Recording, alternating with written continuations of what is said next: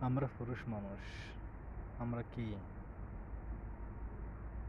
আমরা পুরুষ জাতি। আমরা করলে ভালো, না করলে খারাপ।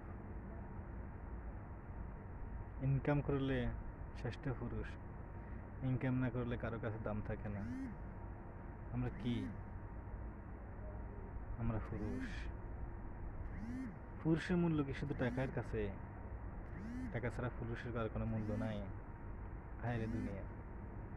পুরুষ কেন এত লাঞ্ছিত সবার কাছে? সমাজের কাছে, পরিবারের কাছে, আপনজনের কাছে, শুধু টাকার জন্য। টাকা হলে সবাই ভালোবাসে, আর টাকা না থাকলে কেউ খবরও নেয় না। এ কেমন জীবন!